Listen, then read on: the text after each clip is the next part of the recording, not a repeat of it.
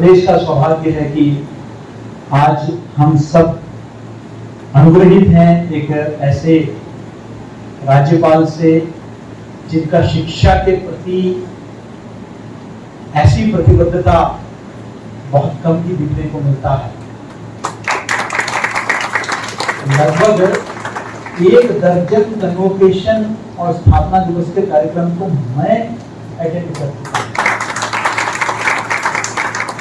व्यक्तिगत रुचि लेकर विश्वविद्यालयों में किस तरह का शिक्षा वो मात्र भाषण तक सीमित नहीं है कि आ गए अपना भाषण देकर चले गए, लेकिन एक एक कुलपति को बुलाकर उनसे जानकारी लेना, शिक्षा के हित में जहां दखल देना हो वहां दखल देना, ये प्रशंसनीय है।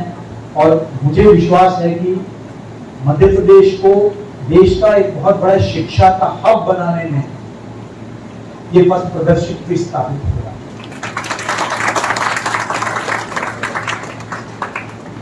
मैं बधाई देना चाहता हूं आईएएस विश्वविद्यालय के पूरे टीम को, इंजीनियर बीएस यादव के नेतृत्व में, कि 5 साल में तो बच्चा प्री प्राइमरी से प्राइमरी में आता है, आप तो हायर सेकेंडरी में पहुंच गए। ये वाकई काबिले तारीफ है कि इतने कम समय में, देखिए आप पूंजी निवेश करें और एक स्कूल को खड़ा करें वो शायद कोई भी कर सकता है, लेकिन उस स्कूल का, उस विद्यालय का समाज के साथ सरोकार करने के बस की बात नहीं। ये काम आपने करके देखा। मैं समझता हूं कि ये सबसे ज्यादा प्रशंसनीय है। आप अच्छा काम कर रहे हैं, इसमें कहीं कोई दो राय नहीं।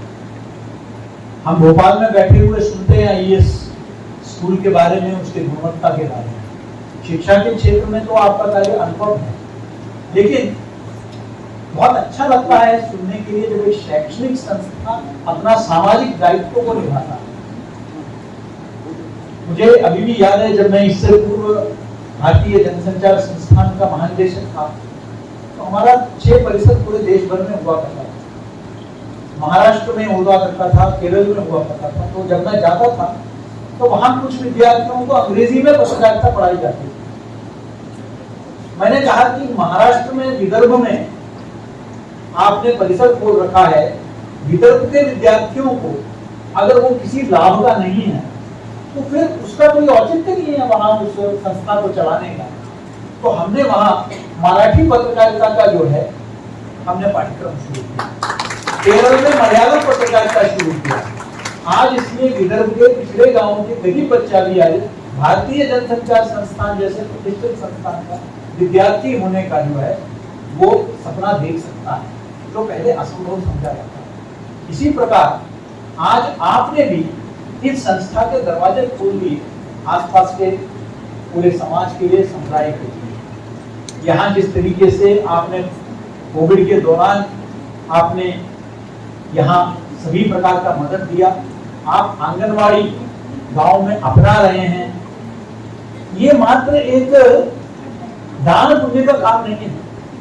आप हमारे आने वाली पीढ़ी को संवेदनशील बना रहे हैं।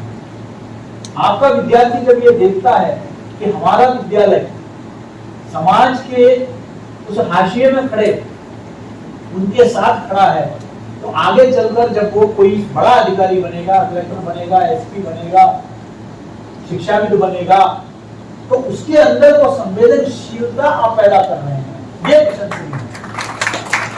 हमारे राष्ट्रीय शिक्षा नीति, जो नई राष्ट्रीय शिक्षा नीति आई है, उसमें भी हम विद्यार्थियों को परीक्षा के लिए नहीं तैयार कर रहे हैं, जीवन जीने के लिए तैयार कर रहे हैं। हमारा जो नई शिक्षा नीति है वो एक इंसान को, उसका चरित्र निर्माण, उसका मानव निर्माण, उस हेतु इस राष्ट्रीय शिक्षा नीति को तैयार किया गया है, जहां मातृभाषा पर जोर दी गई है, जहां अंतर विषयी पर जोर दिया है कि मेडिसिन का जो विद्यार्थी है वो म्यूजिक भी पढ़ेगा, इंजीनियरिंग का विद्यार्थी जो है वो पत्रकारिता भी पढ़ेगा। मैं समझता हूं कि ये हमारे देश के लिए एक बहुत सुनहरा अवसर है, हमारे विद्यालयों के लिए, महाविद्यालयों के लिए, विश्वविद्यालयों के लिए। और इसका लाभ हमें उठाना चाहिए।